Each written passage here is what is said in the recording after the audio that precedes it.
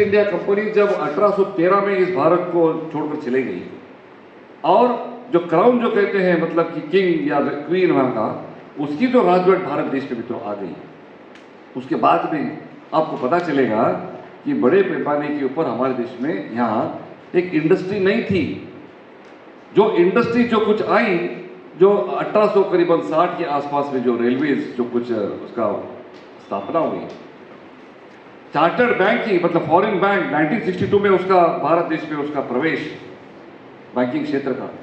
उसके पहले बैंकिंग क्षेत्र नहीं था, मतलब क्षेत्र था या नहीं, बैंकिंग था, लेकिन जो आज मॉडर्न बैंकिंग जो कहते हैं हम, वो मॉडर्न बैंकिंग नहीं था। सालों साल से था, हजारों साल से बैंकिंग है हमारे भारत देश में, विश्व भर में भी है।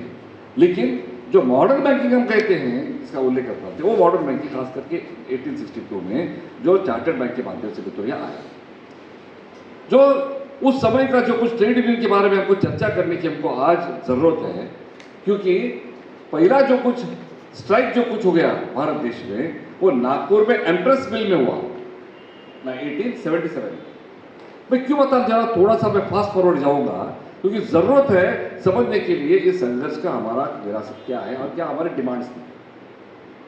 1877 में अगर जब आंदोलन होता है, स्ट्राइक होता है एम्प्रेस मिल में, टेक्सटाइल के, कहाँ, नागपुर में, वहाँ ट्रेड यूनियन नहीं था, उसके बावजूद भी वहाँ स्ट्राइक हुआ।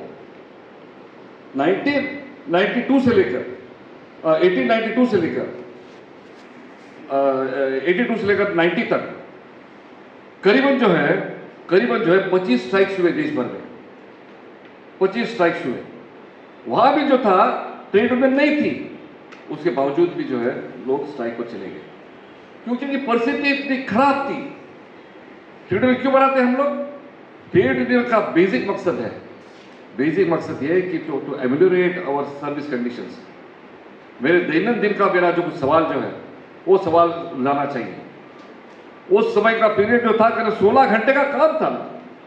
आपने अगर पढ़ा होगा एंजल्स का, कार्ल मार्क्स और एंजल्स, उसमें एंजल्स का the conditions of the working class in England, 16 घंटे काम, और स्टैटिस्टिकल डाटा देकर, किसका? लेबर डाटा इंग्लैंड का।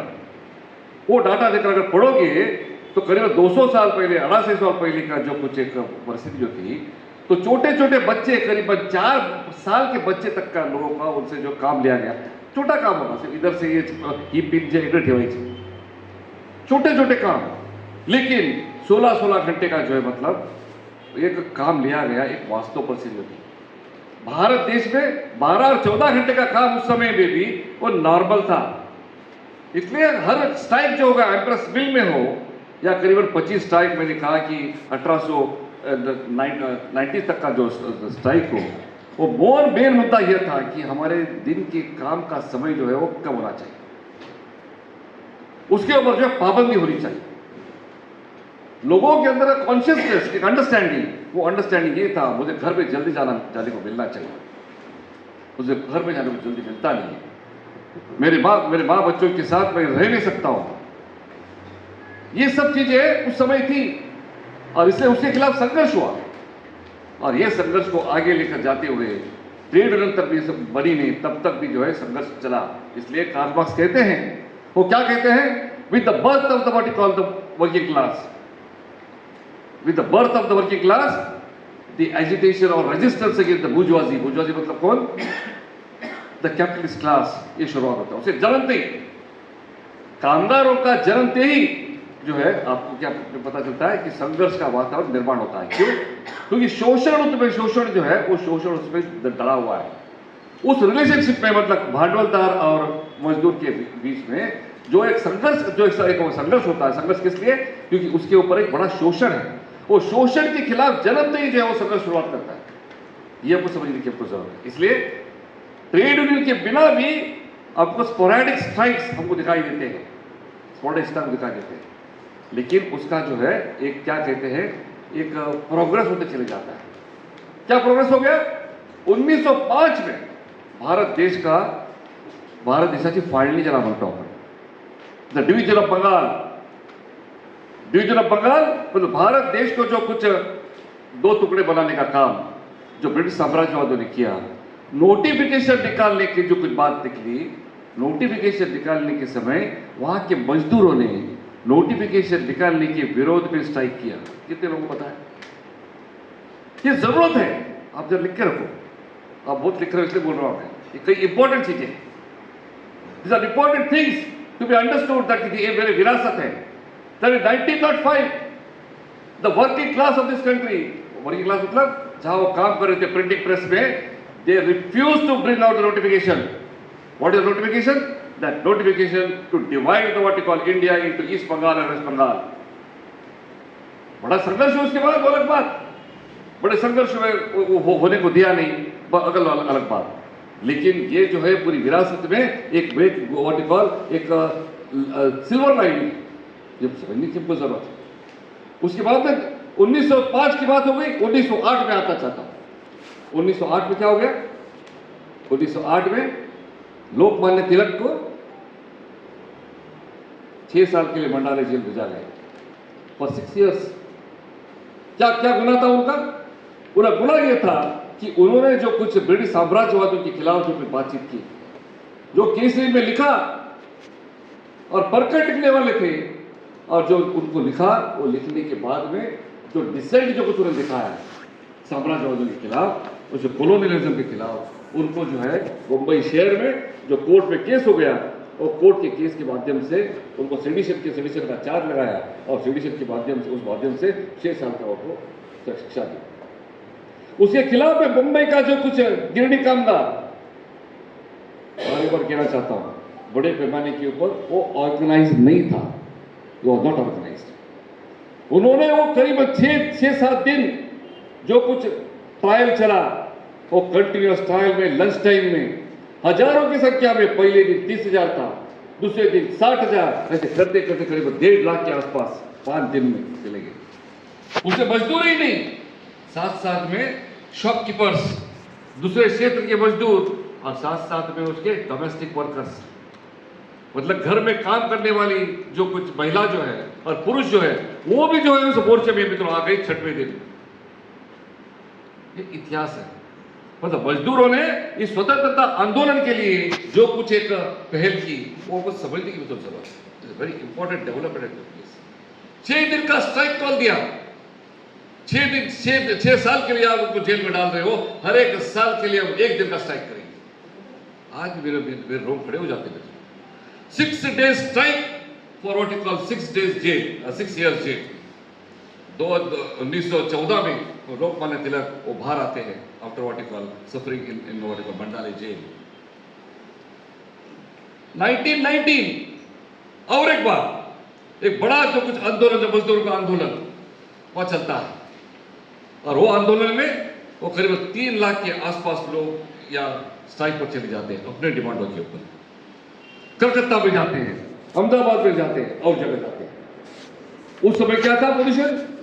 उसमें नॉन कॉपरेशन मूवमेंट का जो है एक आंदोलन उसी समय में तो चला, और उस समय चलने के बाद महात्मा गांधी ने जो कुछ एक कॉल दिया, उस कॉल को लेकर जो कुछ उस समय रौलट एक्ट जो आया, उस रौलट एक्ट के खिलाफ जो मजदूरों ने भी जो उसमें शामिल हुए, वो भी जो है आज बहुत इंपॉर्टेंट चीज है। क्यों चीज है? क्योंकि मजदूर जब संघर्ष में उतरता है तो और लोग सुनते हैं, और लोग सुनने के बाद उसके ऊपर भी इंपैक्ट होता है, और स्वतंत्रता आंदोलन का इंपैक्ट जो है हमारे मजदूरों के ऊपर भी हुआ। 2024 में जो कुछ कानपुर कॉन्स्पिरेसी केस, उस कानपुर कॉन्स्पिरेसी केस में पहली बार भारत देश में समाजवाद का जो कुछ एक विचार, जो कानपुर कॉन्स्पिरेसी केस के माध्यम से जो उस समय अशफाकुल्ला खान, राम प्रसाद बिस्मिल और रोहन सिंह, इनको जो कुछ शिक्षा होती है, फांसी की शिक्षा, उसमें भी जो है हमारे उस समय के ट्रेड यूनियन के लोग वहां जो शामिल होते हैं। अब कहने को मालूम होगा 1922 का जो कुछ कांग्रेस का कॉन्फ्रेंस, उस कांग्रेस के कॉन्फ्रेंस में जो कुछ पूर्ण स्वराज के लिए अगर किसी ने अगर प्रपोज किया, कितने लोगों को पता है मुझे मालूम नहीं, उसमें से तो जिन्होंने प्रपोज किया और सेकंड किया, they were workers, they were not big leaders. ये जरूर सुभाष चंद्र बोस और पंडित जवाहरलाल नेहरू ने उनको सपोर्ट किया, महात्मा गांधी ने उस समय सपोर्ट नहीं किया। इसलिए पूर्ण स्वराज का जो रेजोल्यूशन जो था वो डिफीट हुआ और जो है वो आगे जाकर यही जो है मतलब डिमांड मजदूर वर्ग जो है 1928 तक भी तो लेकर चले जाती है। 1928 में जो मजदूर वर्ग जो हमारा जो यहाँ का जो कुछ संघर्ष करने वाला हमारा उस समय ट्रेड यूनियन आ चुकी थी, मैच्योर हो चुकी थी, और उस समय उसके पहले 1920 में all India Trade Union Congress की स्थापना होती है। All India Trade Union Congress के फाउंडर मेंबर कौन थे कितने लोगों को पता, मुझे मालूम नहीं। लोकमान्य तिलक ये ऑर्गेनाइजिंग कमेटी में थे, organising committee of All India Trade Union Congress. This Lokmanya Tilak जो है, ये लोकमान्य तिलक अनफॉर्चुनेटली इस ऑर्गेनाइजिंग कमेटी होने के नाते वो काम कर रहे थे, लेकिन अगस्त महीने में ही उनका देहांत हो गया। And that is taken over by Lala Lajpat Rai. And Lala Lajpat Rai का मैं समझता हूँ कि गूगल में जाइए, आज भी आपको जो उनका जो भाषण जो सुनाई देगा। उस भाषण में 3 प्रमुख चीजें मित्रों, वो 3 प्रमुख चीजें कौन सी? वो 3 प्रमुख चीजें मित्रों, उसमें से एक बात कि मजदूरों के सवालों के ऊपर ये संगठन खड़ा होगा, नंबर 1। नंबर 2, साम्राज्यवाद जो है उसके खिलाफ, मतलब ब्रिटिश साम्राज्यवाद यहाँ से निकलना चाहिए, बाहर जाना चाहिए। और तीसरी बात all India Trade Union Congress की कि जो समाज आएगा, स्वतंत्रता को जब मिलेगी, तो भारत देश समाजवाद मतलब आज का जो कुछ एक्सप्लॉयटेटिव सिस्टम है, उस एक्सप्लॉयटेटिव सिस्टम को जो है खत्म करके एक नया समाज बनाएगा। क्या हमारी विरासत में क्या दिखाई देता है हमको? विरासत में वो यही देता है ना कि खुद के डिमांड के ऊपर लड़ो, नंबर 1। साम्राज्यवादों के खिलाफ लड़ो, मतलब जो ब्रिटिश साम्राज्यवाद उस समय थे, आज अलग तरीके का साम्राज्यवाद है, नंबर 2। नंबर 3, अगर तुम्हारा दैनंदिन का सवाल और लोगों के सवाल अगर उसको सुलझाना है, तो समाजवाद के बिना जो है आपके खिलाफ कोई विकल्प नहीं। ये all India Trade Union Congress का ये पहले 3 उनके डिमांड है। अब जो लाला लाजपत राय के जो बगल भाषण जो है, भाषण आज भी पढ़कर देखिए। इसीलिए ये विरासत को समझने की हमको जरूरत है। ये जब यूनियन ताकतवर होती है, और ताकतवर होने के बाद इसका जो कुछ खास करके संबंध ये तुम्हारे नेशनल मूवमेंट के साथ में तो जुड़ा रहता है, नेशनल मूवमेंट के साथ जुड़ा रहता है, तो जुड़ा रहने के बाद ये ब्रिटिश साम्राज्यवाद तो अच्छा लगता नहीं। How can the workers be part और parcel of the what is the political movement of the national freedom struggle? How it can be? कैसे हो सकता है? मजदूरों ने क्या करना चाहिए? रोटी के बारे में बात करना चाहिए, पगारवाड़ के बारे में बात करना चाहिए, थोड़ा अपना सर्विस कंडीशन बेहतर बनाने की बात करना चाहिए, लेकिन राजकारण में आना नहीं चाहिए। आज भी बोलते हैं ना, आज भी वही बोलते हैं। आज को नया कुछ बोलते क्या? नहीं बोलते। तुम्हाला राजकारण काय करायचं आहे, काय करू नका, तुमचं फक्त तुम्ही पगारवाड़ बोला, यही बोलते ना आपको। उसके ऊपर मैं आ जाऊंगा, बैंकिंग के बारे में जब आ जाऊंगा, तो सेकंड सेशन है मेरा, वो तब मैं डिटेल में थोड़ा बात करूंगा। लेकिन तब उस समय भी वही कह रहे थे, वो जो आंदोलन चल रहा था कि मतलब दोनों का इंटीग्रेशन, मजदूर वर्ग का और खास करके स्वतंत्रता आंदोलन का, तुम्हारे ऊपर मीरठ कॉन्स्पिरेसी केस लगाया गया। उस मीरठ कॉन्स्पिरेसी केस में कॉमेडियन से डांगे अधिकारी और अन्य लोग इनको गिरफ्तार किया गया। गुनाह क्या था? गुनाह यही था कि मतलब आप देश के कामगारों को आप गुमराह कर रहे हो, आप देश के कामगारों को जो है इस हमारे क्राउन के खिलाफ, मतलब आज कहते हैं ना कि देश विरोधी बोलते ना, आज भी वो जो देश विरोधी जो आज बोलते थे, वही लोग आज उस समय हमारे मीरठ कॉन्स्पिरेसी केस में अनेक लोगों जो है मतलब गिरफ्तार किया गया। एक वास्तव था, साइमन कमीशन उस समय आया था। साइमन कमीशन के सामने उस समय जो कुछ मजदूर वर्ग ने, all India Trade Union Congress ने करीबन 4 डिमांडें रखी। उसमें से 4 डिमांड में से जो प्रमुख डिमांड कौन सी थी? प्रमुख डिमांड ये थी कि हमारा 8 घंटे का काम होना चाहिए। तभी 1929 8 घंटे का काम होना चाहिए। नंबर 2, तो भारत देश से मतलब यहां से निकल जाओ, हमको नहीं चाहिए। साइमन कमीशन किस लिए आया था? साइमन कमीशन का कारण क्या था आने का? साइमन कमीशन का आने का कारण था कि we are going to bring about a constitutional change in India. Bharat देश में कांग्रेस को पूछे बिना, यहाँ के लीडरों को पूछे बिना, भारतवासियों को पूछे बिना, Simon commission independently came, landed in India and said that तुमको कॉन्स्टिट्यूशन रिफॉर्म्स हम देने जा रहे हैं। इस कॉन्स्टिट्यूशन रिफॉर्म्स में जो क्राउनी रहेगा, फॉरेन पॉलिसी, इकोनॉमिक पॉलिसी, सब पॉलिसी हमारे पास रहेगी, लेकिन तुम जो है कुछ हद तक तुमको जॉब चलाने का अधिकार दे देंगे। इसको टोटली रिजेक्ट किया कांग्रेस ने। बड़े पैमाने के बाद स्टूडेंट्स और मजदूर वर्ग ये बड़े पैमाने आंदोलन में मित्रों आए। और वो आने के बाद में एक बड़ा आंदोलन और भी चला, और उस समय जो साइमन कमीशन के सामने ट्रेड यूनियन ने ये बात रखी, नंबर 1 जैसे कि मैंने कहा 8 घंटे का काम हमारा होना चाहिए, हमको जो है डीए मिलना चाहिए, इसके बारे में बात की। नंबर 3 उन्होंने कहा कि मतलब आप साम्राज्यवादी लोग हैं जो कॉलोनी, उनके इंडिपेंडेंस चाहिए, हमको कॉन्स्टिट्यूंट असेंबली नहीं चाहिए, वो पूर्ण स्वराज।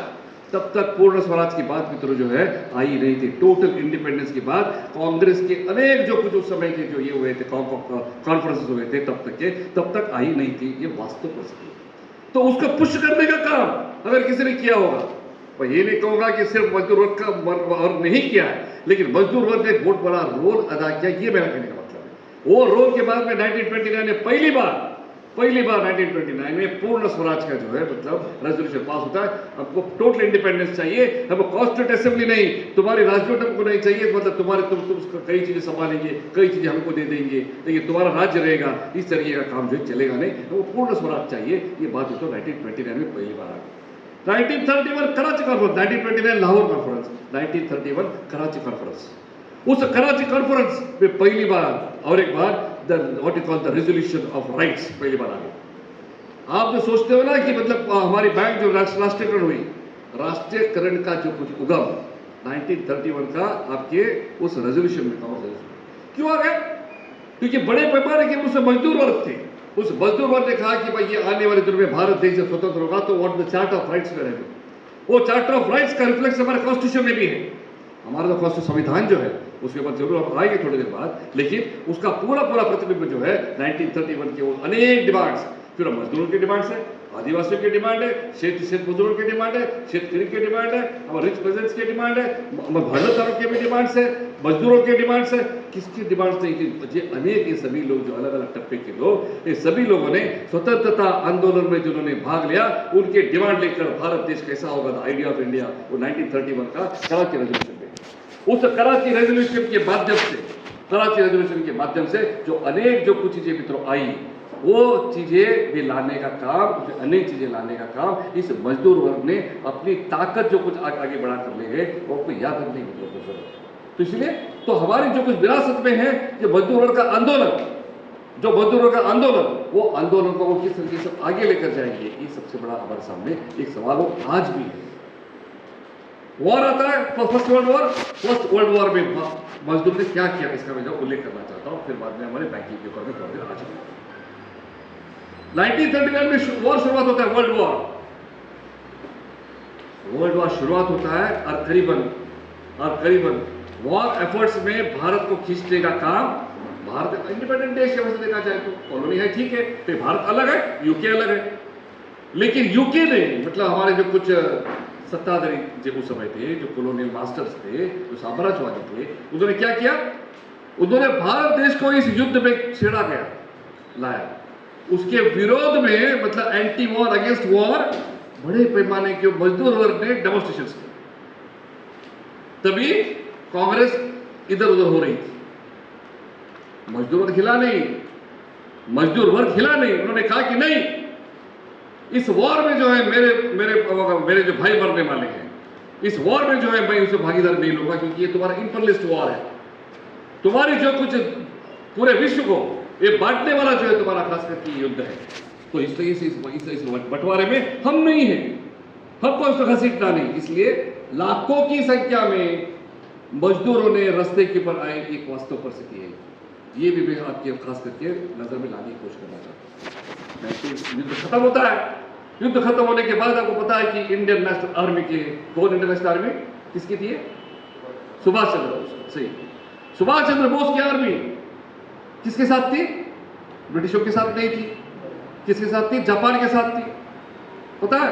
तो जापान के साथ थी, ये अलग विषय है, वो विषय में नहीं जाना चाहता हूं, लेकिन उनके साथ थी।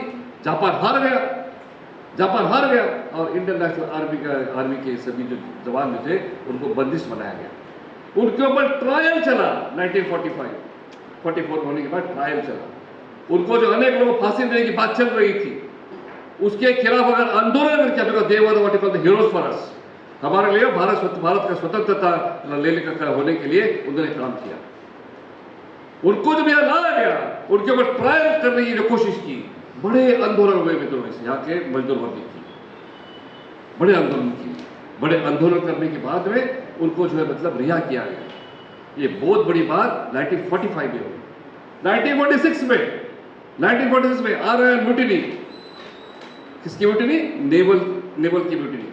जो म्यूटिनी मतलब ब्रिटिश साम्राज्यवाद को एक बहुत बड़ी चुनौती, और उस चुनौती में उन्होंने जो अनेक जो कुछ कोचीन और मुंबई के किनारे पर जो जितने भी जो शिप्स थे उसको कब्जा किया, और कब्जा कर उन्होंने जो है कांग्रेस का, मुस्लिम लीग का, कम्युनिस्टों का वो झंडा तीनों ऊपर लगाया, और वो लगाने के बाद कहा कि नहीं, इसके आगे जो है तो भारत देश में जो है हमारा उपयोग हमारे देशवासियों को जो दबाने के लिए आप नहीं कर सकते हो, ये उन्होंने कहा।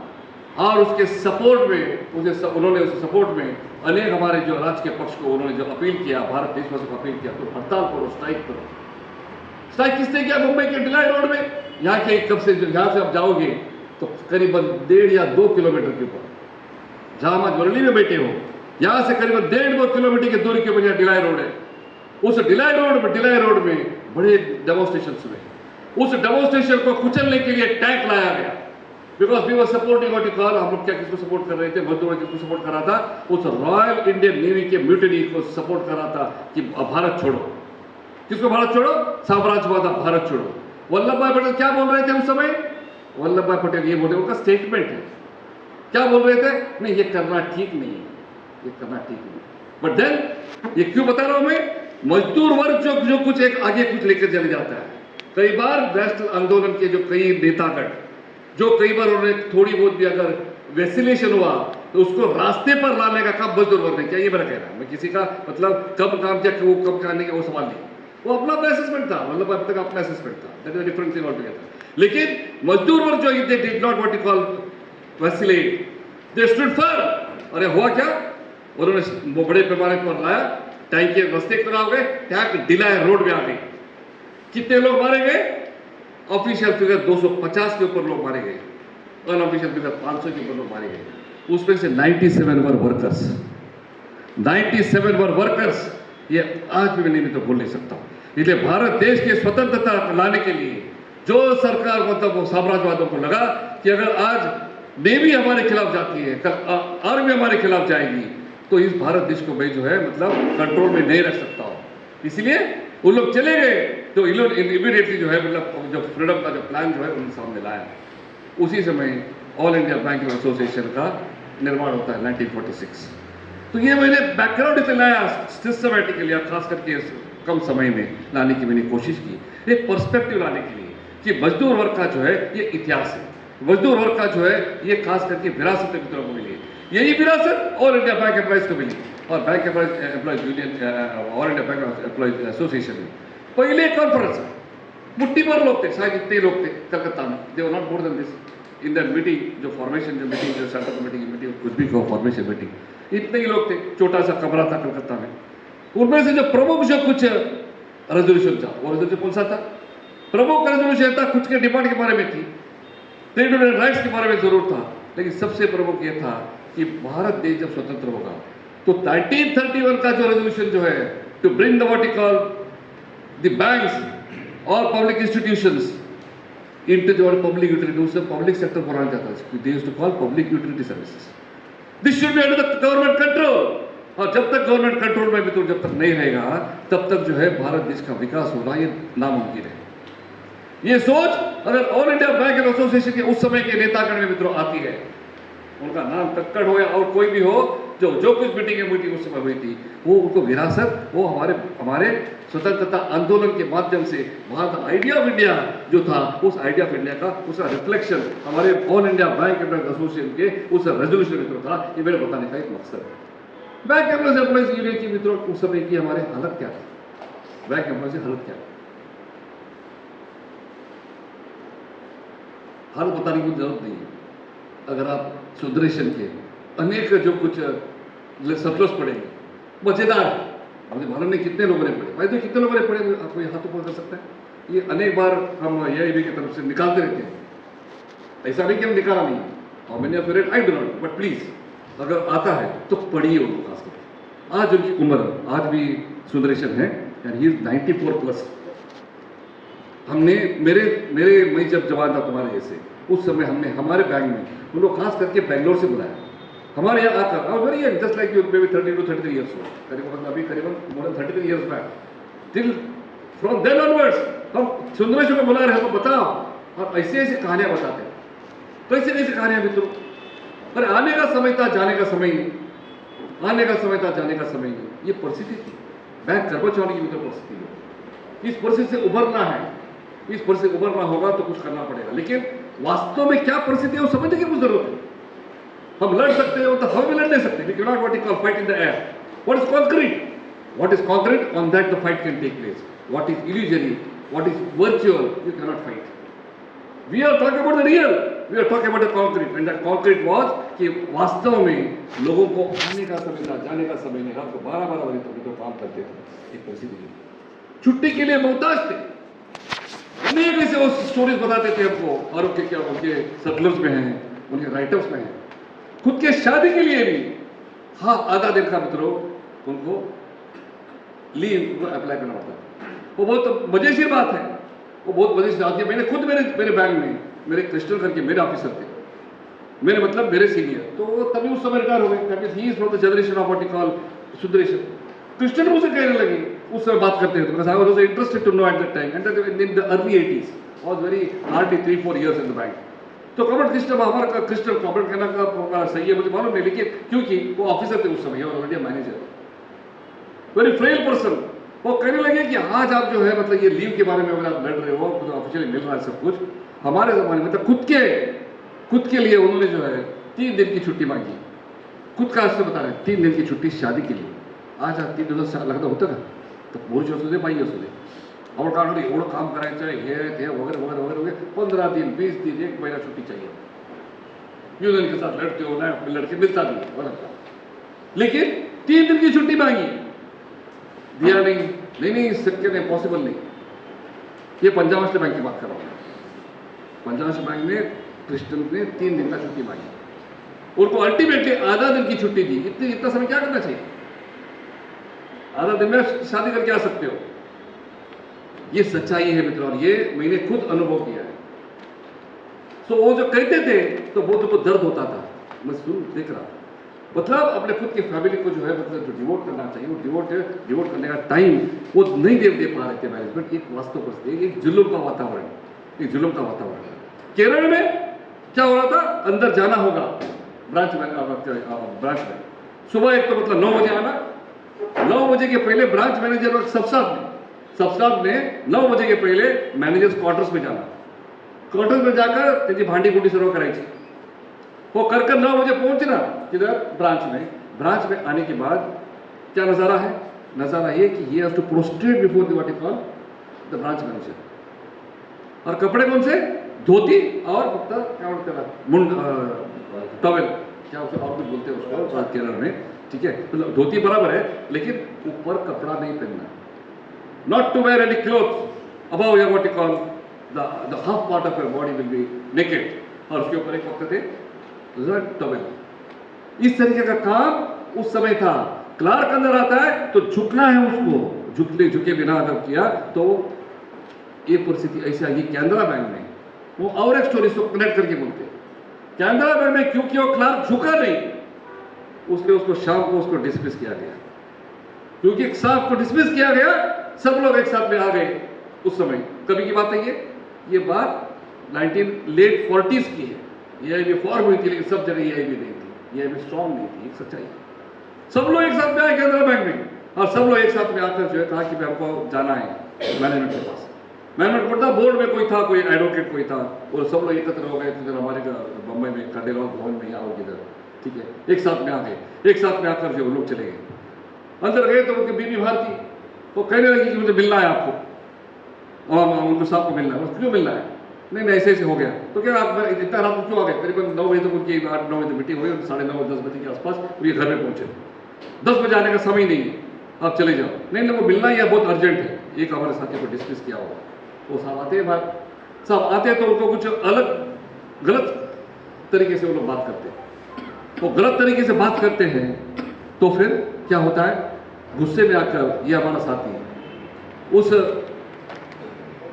एग्जीक्यूटिव को या उस डायरेक्टर को ऐसी बातें बोलता है कि ऐसी बातें बोले तो उसको सहन होता नहीं, वो गिर जाता है, कुछ मारा मेरा कुछ नहीं, वो ऐसी बातें बोलता है कि वो जो है गिर जाता है, ही जस्ट फॉल्स। गिरते ही जो है उसको कुछ इधर खून आता है, ये baby falls on a particular table और समथिंग लाइक दैट, खून आता है। वो खून आता है तो मुझे मर्डर करने का इल्जाम उनके ऊपर तो आता है। ये लोग तुरंत बाहर जाते, भागते, हमने कुछ किया नहीं और मर्डर करने की बात चलती है। उसके ऊपर जो अनेक मित्र स्टोरीज ऐसी हैं, अगर आप सुनोगे, वो चीज ultimately ends up what you call restatement of the, और बहुत बड़ी खुशी बनती है, फिर एक वातावरण बनता है कि नहीं हम लड़ेंगे तो कुछ हासिल कर सकते हैं, ये चीज तो होती है। वैसे में तो अनेक किस्से हैं। इनकी आज किसकी बात कर रहे हैं हम लोग? कॉमरेड परवाना की।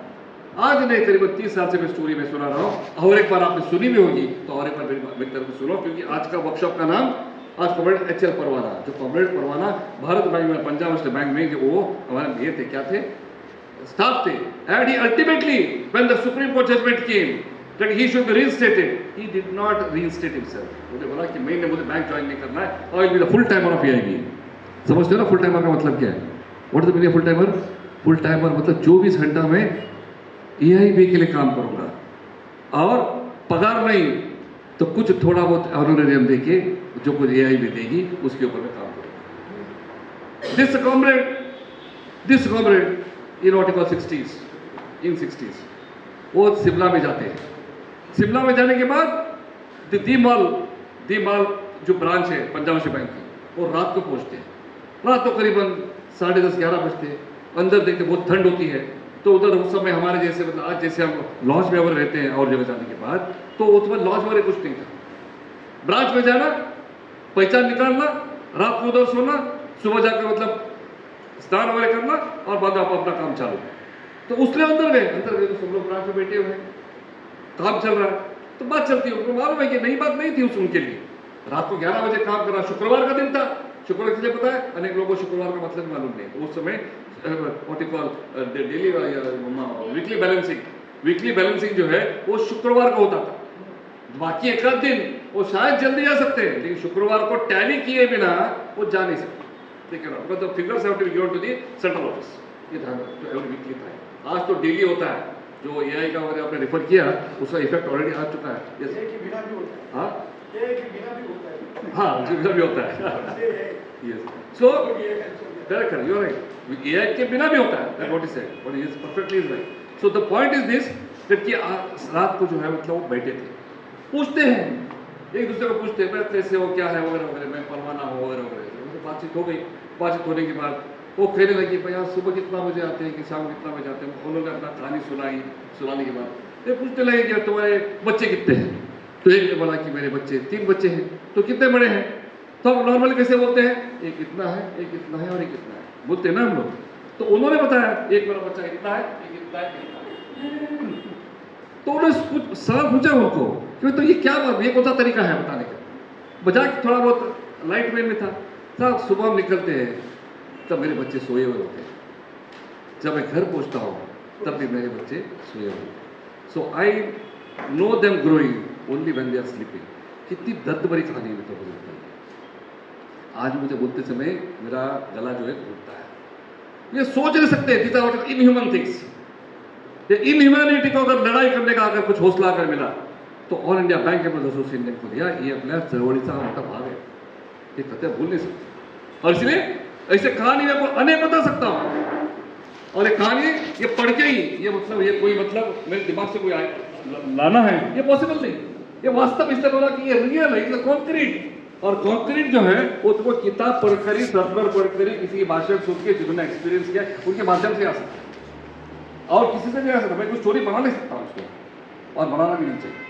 तो ये वास्तव परिस्थिति थी उस समय, उसको उसमें से निकालने के लिए एक कोशिश जो बड़े पैमाने पर जो कुछ हुई। 1949 तक banking was under what you call state subject. समझते मतलब क्या है इसका?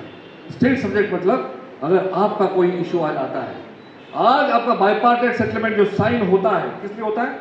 Because it is a central subject, it is central subject. तभी 1949 तक लड़ाई हुई कि नहीं? 46 से लेकर 49 तक लड़ाई हुई, लेकिन वो स्टेट वाइज हुई। वो दिक्कत हो रही है, बंगाल में लड़ो, महाराष्ट्र में लड़ो, इधर लड़ो, लेकिन किसी का जो मतलब एक दूसरे से सिंक्रोनाइजेशन नहीं है। पहली बार 1949 में फरवरी के महीने में नोटिफिकेशन निकलता है कि जो बैंकिंग जो है वो सेंट्रल सब्जेक्ट बनेगा। सेंट्रल सब्जेक्ट होते ही जो कुछ ऑल इंडिया बैंक एसोसिएशन ने जो कुछ इश्यूज लिए और उस इश्यूज के आधार के ऊपर सेन अवार्ड, मतलब सेन नाम का जो जज, उसको नियुक्त किया जाता है कि बैंक के कर्मचारियों की हालत बहुत खराब है, ऐसा रिप्रेजेंटेशन आया हुआ है, इनका पगार वार का सवाल है, उनका जो सर्विस कंडीशन का सवाल है, और उस सर्विस कंडीशन के सवाल के ऊपर एक नियुक्त किया जाता है सेन को। और उस सेन ने जो है क्या करना चाहिए, उसको जो है एक रिपोर्ट देना चाहिए, सेन अवार्ड देना चाहिए जो उसमें लागू होता है।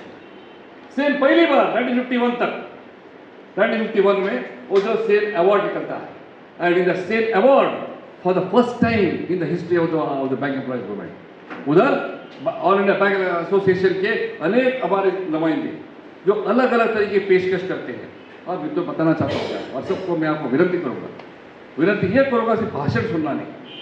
भाषण एक किसी का अच्छा हो सकता है, किसी का ओरेटरी अच्छा हो सकता है, ओरेटरी नहीं हो सकती, अलग बात, लेकिन मैं बताना चाहता हूँ कि आपको यहाँ बुलाया गया एक विद्यार्थी की तरफ से।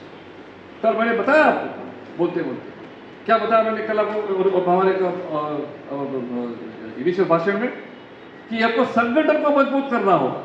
मैंने बताया संगठन को मजबूत करने के लिए ये तुम्हारा ये 2 दिन का ये वर्कशॉप है, अगर करना होगा तो सिर्फ हमारा भाषण सुन के आप उत्तेजित हो सकते हो, उत्तेजित हो सकते हो, लेकिन रियल स्टडी करना हो तो सेन अवार्ड पढ़िए।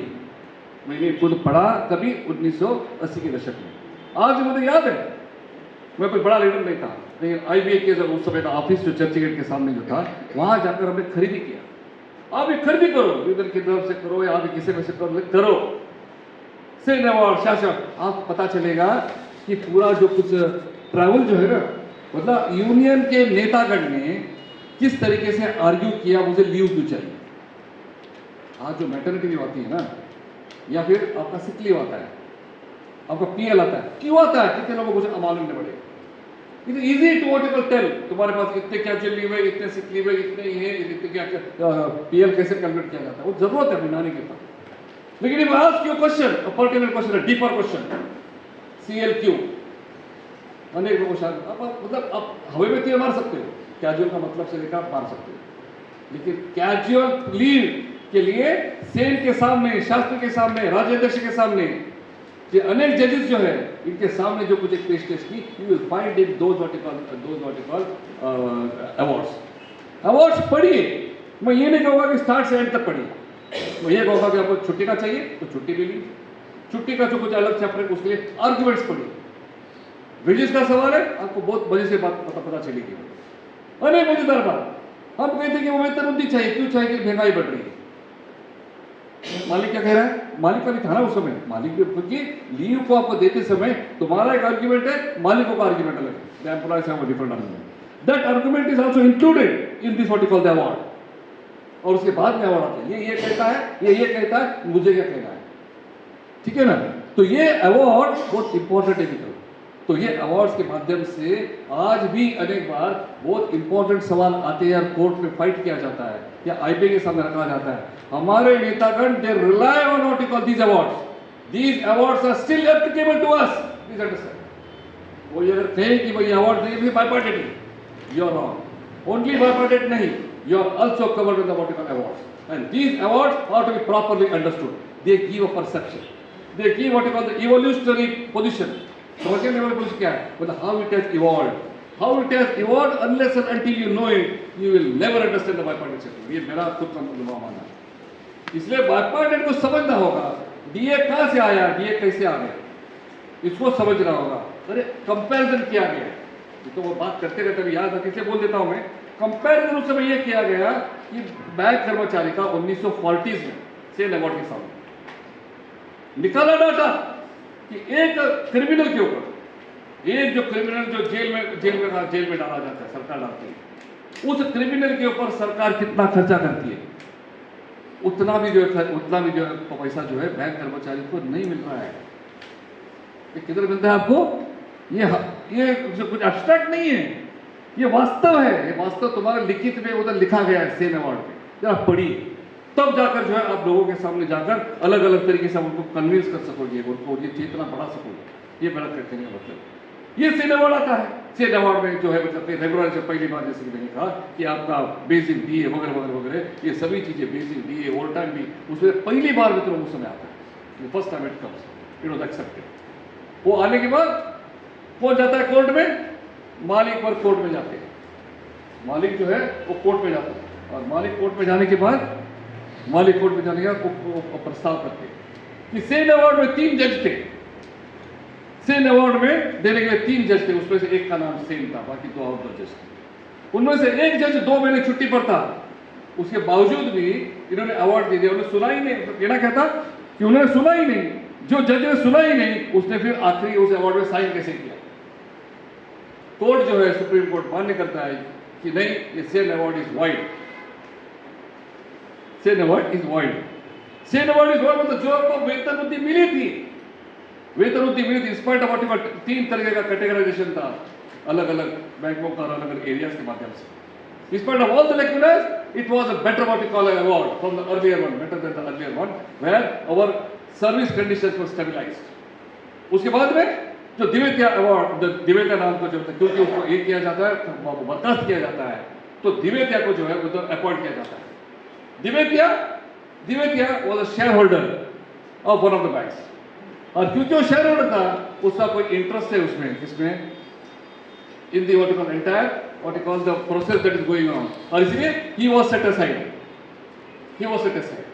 उसको निकाल दिया गया, उसको निकाला गया। ये point All India Bank Employees Association raise करता है कि he is a what you call stakeholder, he will never give what you call justice to me because he is already having a share in the what you call the banks what you call shareholding, ठीक है। तो इसलिए उसको दिवेत्या को निकाला जाता है। दिवेत्या को निकाले किसको लाते हैं, शास्त्री को लाते हैं। शास्त्री क्या करता है, शास्त्री के साथ में पंजाब स्टेट बैंक का जनरल मैनेजर होता है, 3 जन का लोग होते हैं, 3 जन होते हैं, एक शास्त्री, दूसरा जो है तुम्हारा पंजाब स्टेट बैंक का जनरल मैनेजर और तीसरा an expert, banking expert from what you call Bangalore, ये तीसरा, ये तीन जो लोग हैं वो शास्त्री अवार्ड नाम का जो है ये लाते हैं। शास्त्री क्या करता है कि सेन अवार्ड में दिया हुआ वेतन वृद्धि वो सब मंजूर नहीं है, he what you call reduces the what you call wages from increase in wages, जो ऑलरेडी मिल चुका था, इंप्लीमेंट हो चुका था, वो जो है कम किया जाता है। आपके लीव उसके कम किए जाते हैं, आपके अनेक चीजें जो उसमें हासिल थी, जो हासिल किया था सेन अवार्ड में, उसको जो है काटा जाता है, ठीक है। मतलब बाइपार्टाइट, अब तुम्हारा ट्राइब्यूनल का जो हर बार कई बार हम बात करते हैं, कमर देवदास करता है, अन्य लोग करते हैं, हम लोग सबने कोशिश किया, तो ये चीज होती है। कब होता है ये रिजेक्ट्स इट टोटली, इमीडिएटली कहते हैं कि भाई ये आपको अनएक्सेप्टेबल है, ये अनएक्सेप्टेबल है, ये हमको जो है ये मंजूर नहीं है। तो दिवेत्या के बाद में आता है तुम्हारा ये कौन, शास्त्री उसको कम करता है, और कम करने के बाद ये कि nothing way, we do not want this, ये हमको नहीं चाहिए, ये हमको, इसलिए बड़े आंदोलन होते हैं, स्ट्राइक्स करने की ऑलमोस्ट नौबत आती है, स्ट्राइक होता नहीं तब तक। This was not still 1954, this was early 1953। तो उस समय उस आंदोलन के आधार के ऊपर और एक जो है मतलब इसको देखने के लिए, शास्त्रीय अवार्ड को देखने के लिए एक ये होता है, क्या होता है, तो और एक अवार्ड, और एक जस्टिस को, उस जस्टिस का नाम था राज्याध्यक्ष अवार्ड। राज्याध्यक्ष को अपॉइंट किया जाता है, अनफॉर्चुनेटली राज्याध्यक्ष की पास सवे इन बिटवीन, और गजेंद्र गढ़कर नाम के जो जस्टिस जो है उनका जो है अवार्ड आने की हम करा देते हैं। गजेंद्र गढ़कर के सामने क्या इशू रेज किया जाता है पता है आपको? वो कहते हैं कि सेन अवार्ड ठीक नहीं है, शास्त्री ने सही किया था, Shastri had done the right thing to reduce the wages, to reduce what you call your all of the service benefit including your what you call leave। क्यों? वो कहने लगे कि अगर बैंक कर्मचारियों का, सुनो अभी क्या बात, आर्गुमेंट वेरी इंपॉर्टेंट है, और आर्गुमेंट वो अवार्ड्स में है, वेरी इंटरेस्टिंग। आज हम बात करते हैं ना, वही चीज थी।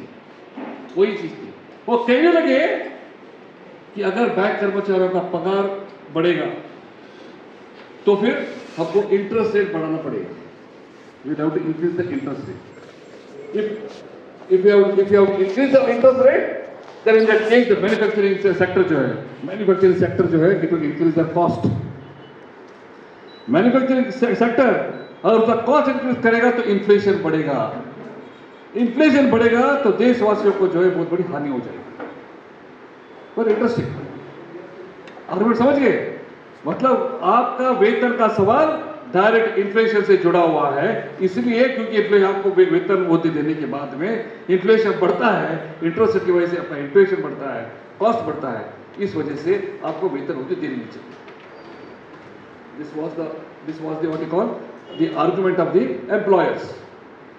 This was not accepted by Gajendra Gadkar and Gajendra Gadkar give what you call an order stating that कि मतलब ये और उसमें भी मतलब सेन अवार्ड में भी वो कुछ इंप्रूवमेंट करता है, इंप्रूवमेंट करके वो देता है। उसके पहले बताना चाहता हूँ, ये जब दे रहे थे तब ये मालिक वर्ग जो है किसके पास जाते हैं? पंडित जवाहरलाल नेहरू के पास जाते हैं। पंडित जवाहरलाल नेहरू के पास जाकर वो ये सब कहानी सुनाते, जो मैं कहानी सुनाई ना मैंने, वो कहानी एक्चुअली पंडित जवाहरलाल नेहरू के पास कहानी सुनाते। तो great extent that pressure works. और पंडित जवाहरलाल नेहरू से क्या कहते हैं कि आपके कहने में कुछ दम है, मतलब आपका जो वेतन वृद्धि हुआ है वो कब होना चाहिए? ये immediately gives a call for indefinite strike in the month of December 1954। उसके पहले सितंबर में एक दिन का स्ट्राइक हुआ था, 24 सितंबर, उसका मैंने उल्लेख नहीं किया, लेकिन वो होने के बावजूद भी उस प्रेशर के अंदर सरकार आती है और सरकार आकर जो है क्या होता है, इधर indefinite strike का कॉल दिया जाता है। But before that let me tell you what you call a golden chapter. What is golden chapter? In 1954 before giving the strike for call, जब पंडित नेहरू ये कहते हैं, कैबिनेट डिसीजन जो होता है, ये सेन अवार्ड जो है वो सेन अवार्ड इंप्लीमेंट नहीं करना चाहिए, उसको मतलब पगार बैंक कर्मचारी कम करना चाहिए, जैसे कि शास्त्री ने कहा, और in spite of what you call the नया ये आने के बाद भी तो क्या होता है? तो लेबर मिनिस्टर कौन थे उस समय? वीवी Giri resign from the cabinet. ये मुझे मंजूर नहीं, ये जो कुछ अवार्ड दिया हुआ है अवार्ड इंप्लीमेंट करना चाहिए, अब लेबर के पक्ष में होना चाहिए। इस लेबर ने स्वतंत्रता आंदोलन में बहुत बड़ा योगदान किया हुआ है, आज जब उनको देने की बात आ गई तो आप उसके पीछे क्यों हटते हो? ये सवाल को लेकर VV Giri resign from the what you call cabinet, इसका अभी उल्लेख थोड़े समय बाद में आएगा। तो ये इंडिपेंडेंस स्ट्राइक जो है मतलब होती है उसके बाद में, और जब मतलब कॉल दिया तो उस कॉल के पहले ही तो इंप्लीमेंट होना नहीं चाहिए, इसीलिए जो एक सेटलमेंट होता है और वो सेटलमेंट के आधार के ऊपर जो कुछ एक कमीशन बनता है, उस कमीशन बैंक कमीशन के आधार के ऊपर गजेंद्र गडकर जो है वो और भी एक better than what you call the Sen award, some improvement in what you call wages and other service conditions, and ultimately what you call our issue gets settled. This was 1960s. By the time in 1960s, after 62, 63, a Gajendra Gadkar award, it gets what you call completed or ends in 1964. At this time, All India Bank Association, ये सब जो कुछ सुनकर देखकर जिस तरीके से tripartite होता है, जिस तरीके से ट्राइब्यूनल होता है, वो समझकर एक डिसीजन लेता है, no more what you call tripartism, no more what you call tribunalisation, we want bipartism. By that time, Indira Gandhi is the Prime Minister.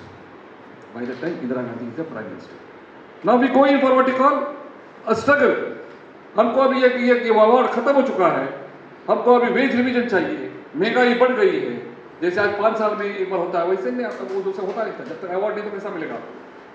तो हर बार अवार्ड करके अगर मिलना है तो दिक्कत है, तो वो सब पूरा एक्सपीरियंस को लेकर ये gives a call for what you call a direct intervention, स्टेटिंग that कि वर्क टू रूल का जो है एक आंदोलन करता है।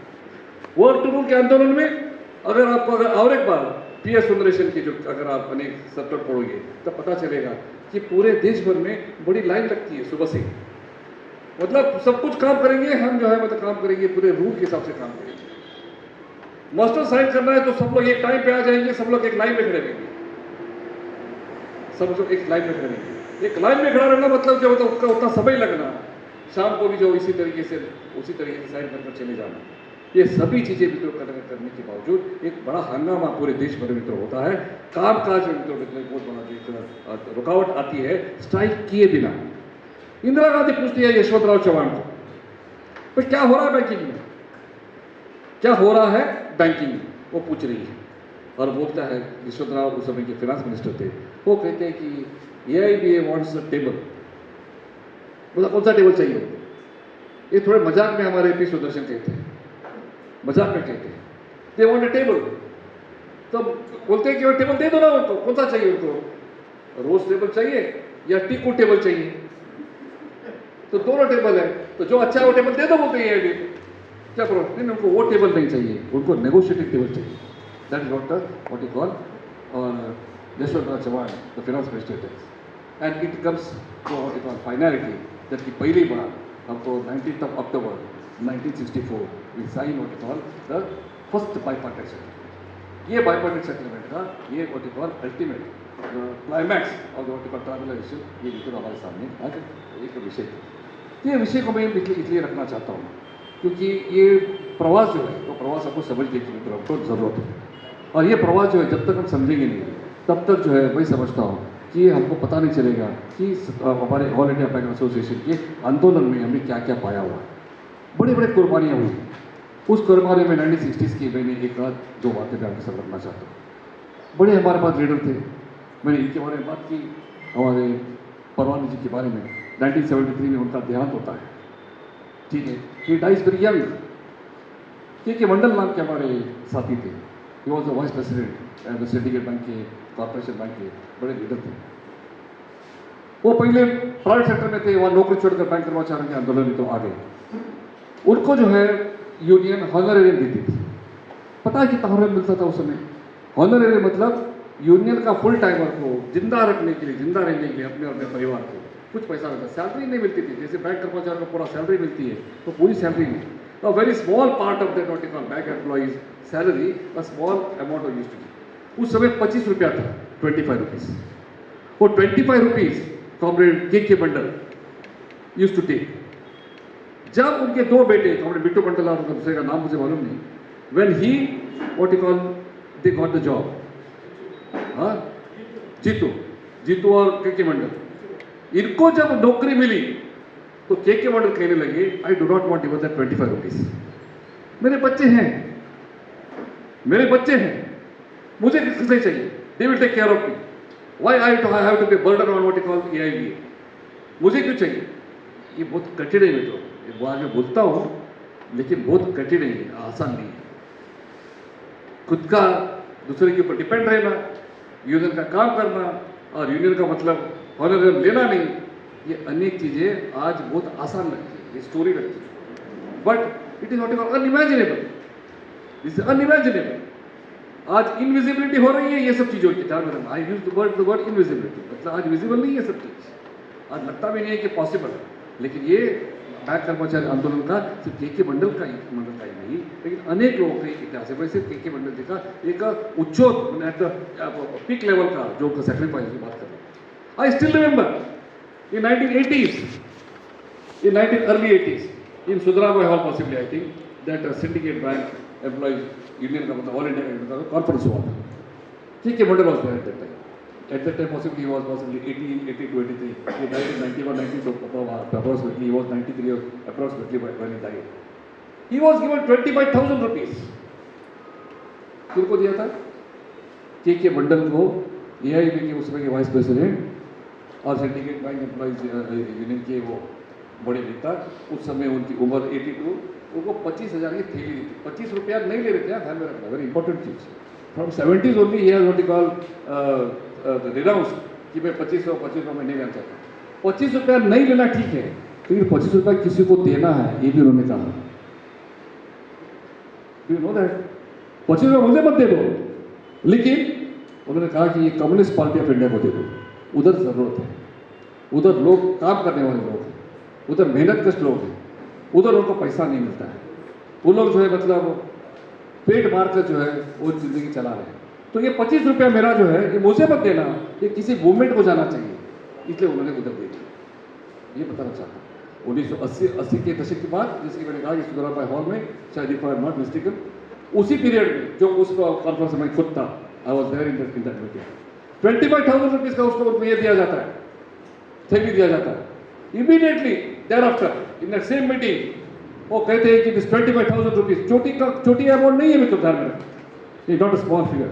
Not a small amount. ये 25,000 रुपीज जो है ये मुझे नहीं चाहिए, ये और एक बार मेरी यूनियन को ही मैं डोनेट करता हूँ, I donate it to my union. और कहते हैं कि इसका इंटरेस्ट जो है, this interest on whatever 25,000 rupees, it has to be given to the full timer of the all India bank association. ये का जो फुल टाइमर होगा उस समय, या जो सस्पेंड होगा, या जो मतलब उस यूनियन में काम करेगा, उसको मिलना चाहिए। अब मैं समझता हूँ कि एक अटमोस्ट सेक्रीफाइस, ये सेक्रीफाइस का कुछ तोल नहीं है, ये तोल नहीं है। ये बात मैं आपके सामने रखने की इसलिए कोशिश करना चाहता हूँ, इसका मतलब ये है कि the all India bank Association is an organisation what you call a sacrifice, and this has to be properly understood. Without sacrifice All India bank Association is not there. हमारे और दूसरे ऑर्गेनाइजेशन में फर्क क्या है? We started our journey in 1946 with the tradition of what you call the Indian national movement, अनेक चीजें। उसके बाद में हमारा जो कुछ प्रभाव जो चलता है, तो प्रभाव क्या चलता है, हम क्या देखते हैं, वे अनेक सालों में हमने स्ट्राइक्स किए। मैं स्ट्राइक्स के बारे में आ सकता हूँ, बोल सकता हूँ हर एक स्ट्राइक के बारे में, लेकिन हर एक स्ट्राइक में से हमारे स्ट्राइक्स हमने सिर्फ बाइपार्टेड के लिए विड्रॉ नहीं किए, ये बताने की कोशिश करना चाहते हैं। बाइपार्टेड के बारे में बहुत चीजें बात की, इंडिपेंडेंटली हमने अनेक मीटिंग्स लिए, अब सबको पता है। कल मेरे ख्याल से और आज भी हमारे कॉमरेड जयराम वो ले रहे हैं on the bipartite sector. These are all achievements, these are all achievements, but apart from that, how many strikes we have done for the what you call the general cause, for the what you call the nation's cause, for the working class cause?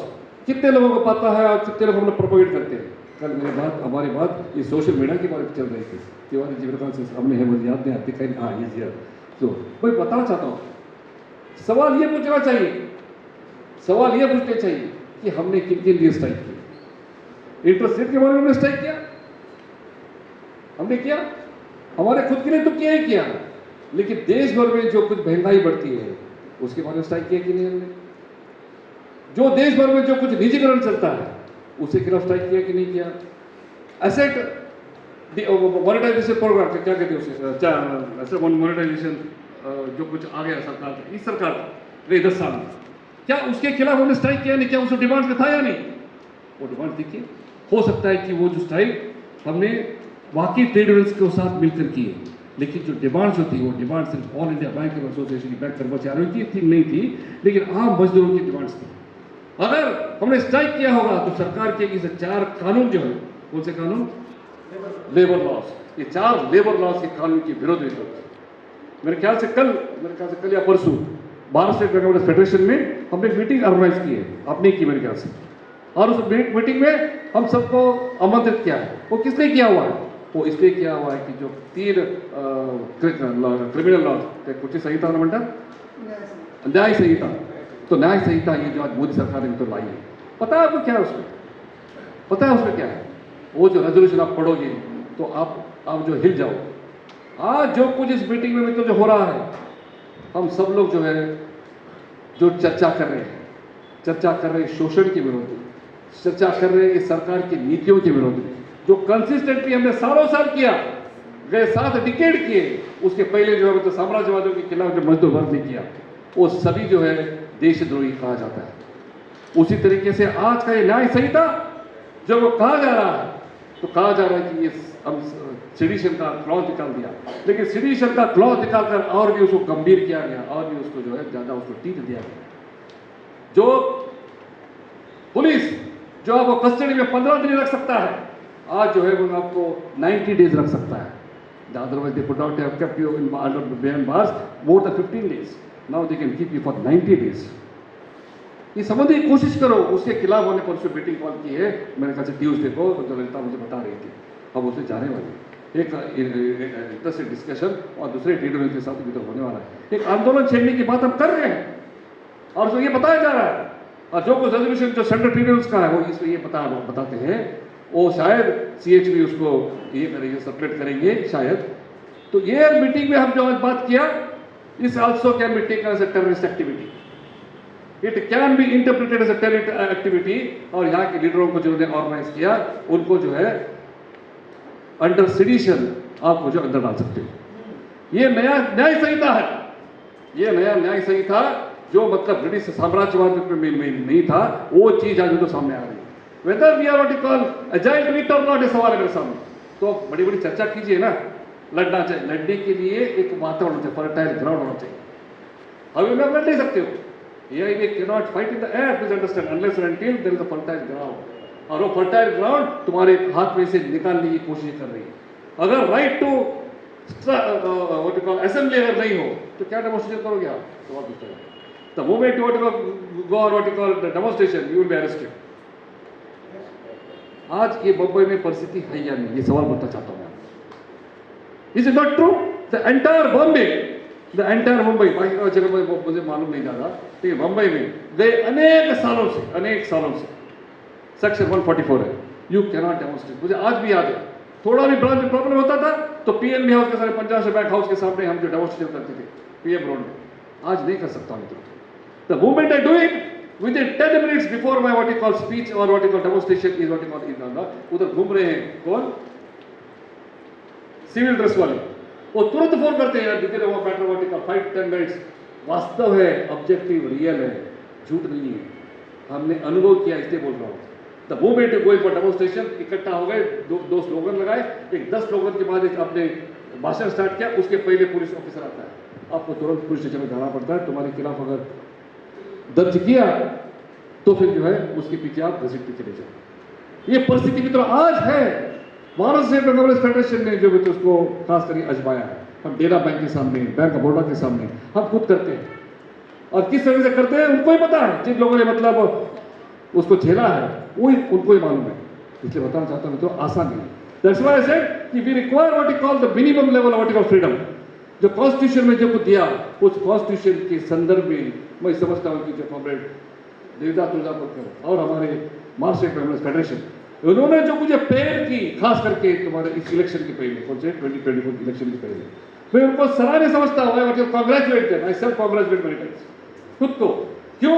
क्योंकि संविधान में ये सब चीजें लिखी हुई है और वो मुझे नहीं मिले। ध्यान में रखना, अगर संविधान का अगर कोई कुछ पायमल्य अगर कोई करता होगा, ये आज का मोदी सरकार कर रहा है, ये कतई को भूलना नहीं चाहिए, यू कैन फॉरगेट इट। और इसलिए आज मेरे मजदूरों का अगर गला घोटा जा रहा है, आज मेरे मजदूरों का जो कुछ अधिकार, जो right to assembly, the right to speech, अगर मैं भाषण देता हूं तो मुझे अंदर डाला जाता है। कितने आज अनेक लीडर्स हैं जो सिविल लिबर्टीज के लीडर्स हैं, मुझे बताइए आज देश के जो अलग अलग कोने कोने में आज जो है मतलब आज जेल में, क्या गुनाह है उनका?